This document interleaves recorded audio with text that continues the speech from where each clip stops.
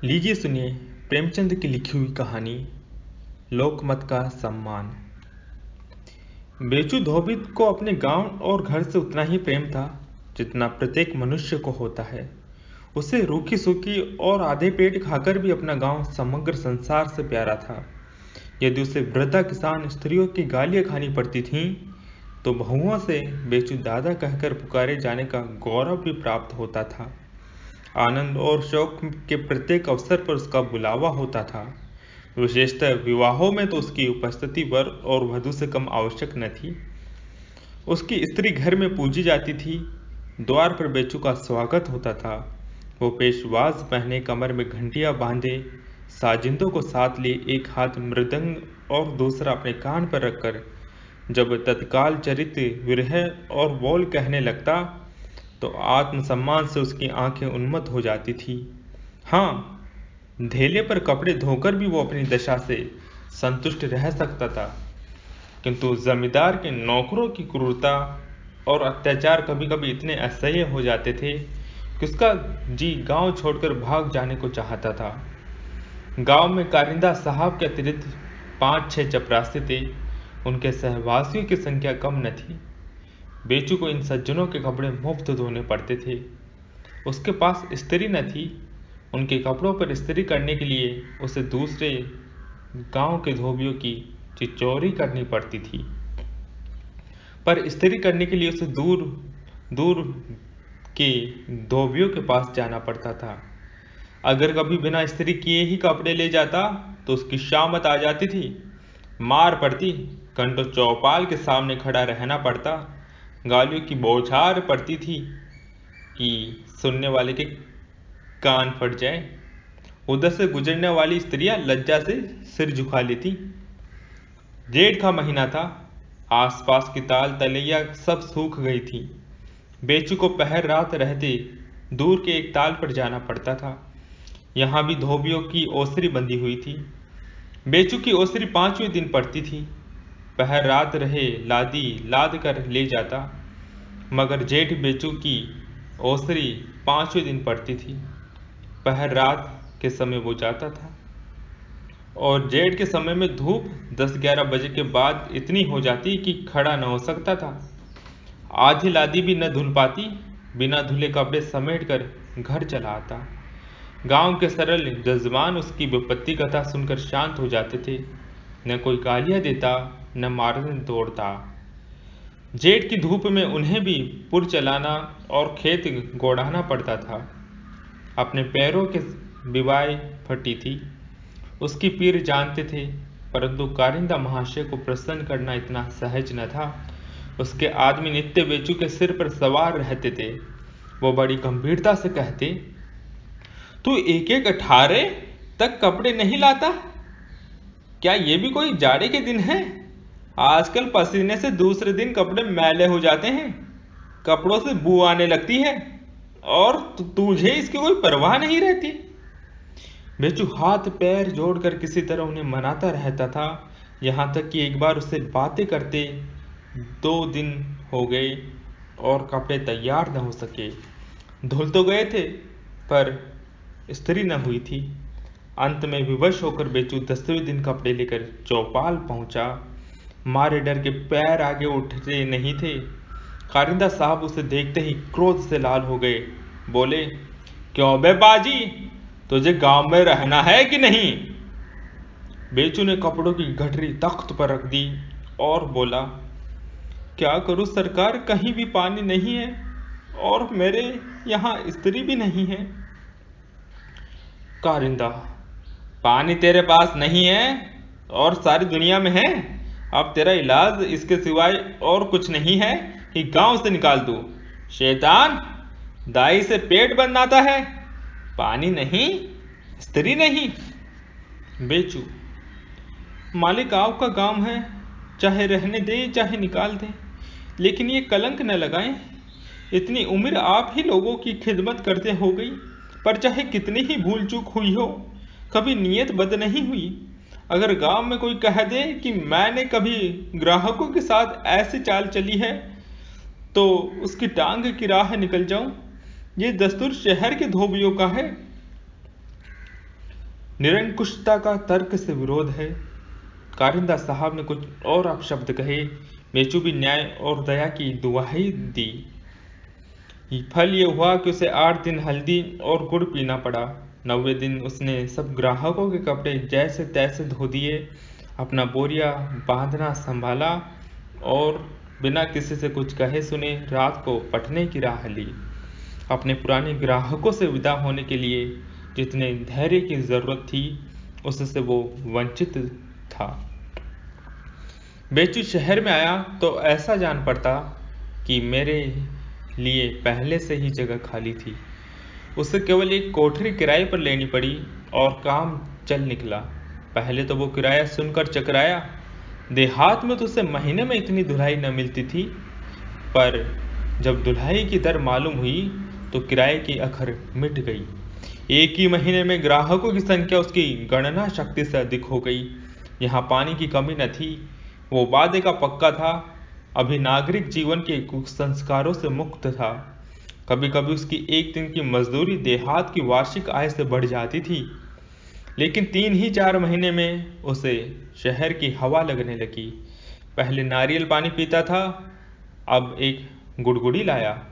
नंगे पांव जूते से वे टिस्ट हो गए और मोटे अनाज से पाचन क्रिया में विघ्न पड़ने लगा। पहले कभी 30 त्योहार के दिन शराब पी लिया करता था, अब थकान मिटाने के लिए नित्य उसका सेवन होने लगा। स्त्री को आभूषणों की चाट पड़ी और धोबिनें बन ठन कर निकलती हैं, मैं किसी से कम हूँ। लड़के खोचे पर लट्टू हुए, हलवे और मूंगफली की आवाज़ सुनकर अधीर हो जाते। उधर मकान के मालिक ने किराया बढ़ा दिया। भूसा और खाली की मोतियों के मोल बिकते थे। लादी के दोनों बैलों का पेट भरने के लिए खासी रकम निकल जाती थी। अतएव पहले कई महीनों में जो बचत हो जाती थी वो अब गायब हो गई। कभी कभी खर्च का पलड़ा भारी हो जाता, लेकिन किफायत करने की कोई विधि समझ में न आती थी। निदान स्त्री ने बेचू की नज़र बचाकर ग्राहकों के कपड़े पछाई देने शुरू किए। बेचू को ये बात मालूम हुई तो बिगड़ कर बोला, अगर मैंने फिर ये शिकायत सुनी तो मुझसे बुरा कोई ना होगा। इसी इल्जाम पर तो मैंने बाप दादे का गांव छोड़ दिया, यहां से भी निकालना चाहती है क्या?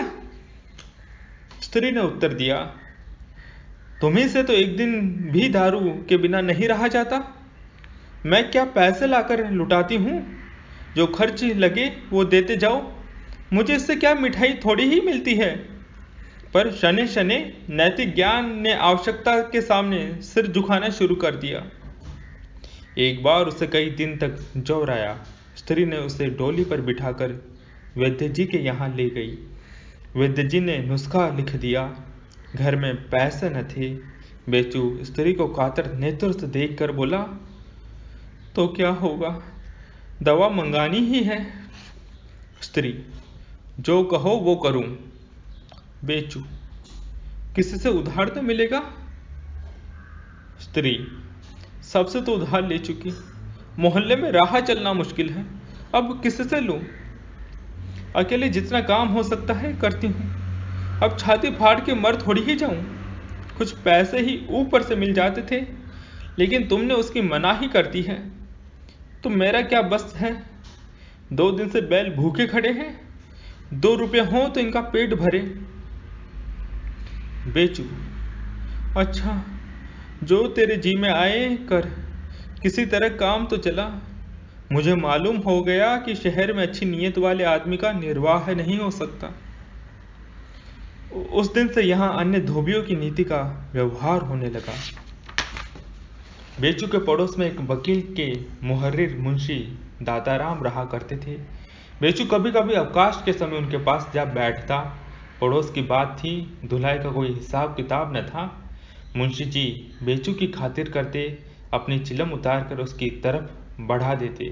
कभी घर में कोई अच्छी चीज़ पकती तो बेचू के लड़कों के लिए भिजवा देते। हाँ, इसका विचार रखते थे कि इन सत्कारों का मूल्य धुलाई के पैसे से बढ़ने न पाए। गर्मियों के दिन थे, बारातों की धूम थी। मुंशी जी को एक परात में शरीक होना था। गुड़गड़ी के लिए पेचवान बनवाया, रोगनी चिलम लाए, सलेम शाही जूते खरीदे। अपने वकील साहब के घर से एक कालीन मंगनी लाए, अपने मित्र से सोने की अंगूठी और बटन लिए। इन सामग्रियों के एकत्रित करने में ज़्यादा कठिनाई न पड़ी, किंतु कपड़े मंगनी लेते हुए शर्म आती थी। बारात के योग्य कपड़े बनवाने की गुंजाइश न थी। तंजेब के कुर्ते, रेशमी अचकन, नैन सुख का चुन्नटदार पायजामा, बनारसी साफा बनवाना आसान न था, खासी रकम लगती थी। रेशमी किनारे की धोतियाँ और काशी सिल्क की चादर खरीदनी भी कठिन समस्या थी। कई दिनों तक बेचारे इसी चिंता में पड़े रहे। अंत में बेचू के सिवाय और कोई इस चिंता का निवारण करने वाला न दिखाई दिया। संध्या समय जब बेचू उनके पास आकर बैठा तो बड़ी नम्रता से बोले, बेचू, एक बारात में जाना था और ये सब सामान तो मैंने जमा कर लिया है, मगर कपड़े बनवाने में झंझट है। रुपयों की कोई चिंता नहीं, तुम्हारी दया से हाथ कभी खाली नहीं रहता। पेशा भी ऐसा कि जो कुछ मिल जाए वो थोड़ा है। एक न एक आंख का अंधा गांठ का पूरा नित्य फंसा ही रहता है। पर जानते हो आजकल लगन की तेजी है, दर्जियों को सिर उठाने की फुर्सत नहीं। दूनी सिलाई लेते हैं, 30 पर भी महीनों दौड़ाते हैं। अगर तुम्हारे यहाँ मेरे लायक कपड़े हो तो 2-3 दिन के लिए दे दो, किसी तरह सिर से ये बला तो टले। नेवता दे देने में किसी को क्या खर्च लगता है, बहुत किया तो एक पत्र छपवा लिया। लेकिन लोग ये नहीं सोचते कि बारातियों को कितनी तैयारियां करनी पड़ती हैं, क्या क्या कठिनाइयां पड़ती हैं। अगर बिरादरी में ये रिवाज हो जाता तो महाशय निमंत्रण भेजें, वहीं उसके लिए सब सामान भी जुटाए, तो लोग इतनी बेपरवाही से नेवते न दिया करते। तो बोलो, इतनी मदद करोगे ना? बेचू ने मुरव्वत में पढ़कर कहा, मुंशी जी, आपके लिए किसी बात से इनकार थोड़ी ही है, लेकिन बात यह है कि आजकल लगन में तेजी से सभी ग्राहक अपने अपने कपड़ों की जल्दी मचा रहे हैं। दिन में 2-3 बेर आदमी भेजते हैं। ऐसा न हो इधर आपको कपड़े दे दूं, उधर कोई जल्दी मचाने लगे। मुंशी जी, अजी 2-3 दिन के लिए टालना कौन बड़ा काम है? तुम चाहो तो हफ्तों टाल सकते हो। अभी भट्टी नहीं दी, अभी इस्त्री नहीं हुई, घाट बंद है। तुम्हारे पास बहानों की कमी है क्या? पड़ोस में रहकर मेरी खातिर से इतना भी न करोगे? बेचू, नहीं मुंशी जी, आपके लिए जान हाजिर है। चलिए कपड़े पसंद कर लीजिए, तो मैं उन पर और एक बार इस्त्री करके ठीक कर दूं। यही न होगा, ग्राहकों की घुड़कियां खानी पड़ेंगी। 2-4 ग्राहक टूट ही जाएंगे तो कौन गम है। मुंशी दाताराम ठाठ से बारात में पहुंचे। यहाँ उनके बनारसी साफे, रेशमी अचकन और रेशमी चादर ने ऐसा रंग जमाया कि लोग समझने लगे ये कोई बड़े रईस हैं। बेचू भी उनके साथ हो लिया। मुंशी जी उसकी खातिर बड़ी कर रहे थे। उसे एक बोतल शराब दिला दी। भोजन करने गए तो एक पत्तल उसके वास्ते भी ले आए। बेचू के बदले उसे चौधरी कहकर पुकारते थे। ये सारा ठाट बाट उसी की बदौलत तो था। आधी रात गुजर चुकी थी, महफिल उठ गई थी, लोग सोने की तैयारियां कर रहे थे। बेचू मुंशी जी की चारपाई के पास एक चदरा ओढ़े पड़ा था। मुंशी जी ने कपड़े उतारे और बड़ी सावधानी से अलगनी पर लटका दिए। हुक्का तैयार था। लेट कर पीने लगे कि अकस्मात साजिंदों में से एक अताई आकर सामने खड़ा हो गया और बोला, कहिए हजरत, ये अस्कन और साफा आपने कहाँ पाया? मुंशी जी ने उसकी ओर सशंक नेत्रों से देखकर कहा, क्या मतलब है इसका? अताई, इसका मतलब ये है, ये दोनों चीजें मेरी हैं। मुंशी जी ने दुस्साहसपूर्ण भाव से कहा, क्या तुम्हारे ख्याल में रेशमी अचकन और साफा तुम्हारे सिवाय और किसी के पास हो ही नहीं सकता क्या? अताई, हो क्यों नहीं सकता? अल्लाह ने जिसे दिया है वो पहनता है, एक से एक पड़े हुए हैं, मैं किस गिनती में हूं? लेकिन ये दोनों चीजें मेरी हैं। अगर ऐसी अचकन शहर में किसी के पास निकल आए तो जरीबाना कहिए दूं। मैंने इसकी सिलाई 10 रुपये में कराई है। ऐसा कोई कारीगर शहर में है ही नहीं। ऐसी तराश करता है कि हाथ चूम ले। सापे पर भी मेरा निशान बना हुआ है। लाइए दिखा दूँ। मैं आपसे महज इतना पूछना चाहता हूँ कि आपने ये चीज़ें कहाँ पाई। मुंशी जी समझ गए कि अब अधिक तर्क वितर्क का स्थान नहीं है। कहीं बात बढ़ जाए तो बेइज्जती होगी। कूटनीति से काम न चलेगा। नम्रता से बोले, भाई ये न पूछो, यहाँ इन बातों के कहने का मौका नहीं। हमारी और तुम्हारी इज्जत एक है। बस इतना ही समझ लो कि इसी तरह दुनिया का काम चलता है। अगर ऐसे कपड़े बनवाने बैठता तो इस वक्त सैकड़ों के माथे आती। यहाँ तो किसी तरह नवेद में शरीक होना था। तुम्हारे कपड़े खराब न होंगे, इसका जिम्मा मेरा। मैं इनकी एहतियात अपने कपड़ों से भी ज्यादा करता हूँ। अताई, कपड़े की मुझे फिक्र नहीं। आपकी दुआ से अल्लाह ने बहुत दिया है। रईसों को खुदा सलामत रखे। उनकी बदौलत 5 उंगलियां घी में हैं। न मैं आपको बदनाम करना चाहता हूँ, आपकी जूतियों का गुलाम हूँ। मैं सिर्फ इतना जानना चाहता था कि कपड़े ये आपने किससे पाए। मैंने बेचू धोबू को धोने के लिए दिए थे। ऐसा तो नहीं कि कहीं चोर बेचू के घर से उड़ा लाए हों, या किसी धोबी ने बेचू के घर से चुरा कर आपको दे दिए हों, क्योंकि बेचू ने अपने हाथ से आपको हरगिज कपड़े न दिए होंगे। वो ऐसा छिछोरापन नहीं करता। मैं खुद उससे इस तरह का मुआमला करना चाहता था। हाथों पर रुपए रख देता था, पर उसने कभी परवाह न की। साहब रुपए उठाकर फेंक दिए और ऐसी डांट बताई कि मेरे होश उड़ गए। इधर का हाल मैं नहीं जानता, क्योंकि अब मैं उससे कभी ऐसी बातचीत नहीं करता। पर मुझे यकीन नहीं आता कि वो इतना बदनीयत हो गया होगा। इसलिए आपसे बार बार पूछता हूं कि आपने ये कपड़े कहां पाए। मुंशी जी, बेचू की निस्बत तुम्हारा जो ख्याल है वो बिल्कुल ठीक है। वो ऐसा ही बेगरज आदमी है। लेकिन भाई, पड़ोस का भी तो कुछ हक होता है। मेरे पड़ोस में रहता है, आठों पहर का साथ है। इधर से भी कुछ न कुछ सलूक होता ही रहता है। मेरी ज़रूरत देखी, पसीज गया, बस और कोई बात नहीं। अताई ने बेचू की निष्प्रहता के विषय में बड़ी अतिशोक्ति से काम लिया था। न उसने बेचू के हाथ पर रुपए रखे थे और न बेचू ने कभी उसे डांट बताई थी। पर इस अतिशोक्ति का प्रभाव बेचू पर उससे कहीं ज्यादा पड़ा, जितना केवल बात को यथार्थ कह देने से पड़ सकता था। बेचू नींद में न सोया था। अताई की एक एक बात उसने सुनी थी। उसे ऐसा जान पड़ता था कि मेरी आत्मा किसी गहरी नींद से जाग रही है। दुनिया मुझे कितना ईमानदार, कितना सच्चा, कितना निष्कपट समझती है, और मैं कितना बेईमान, कितना दगाबाज हूँ।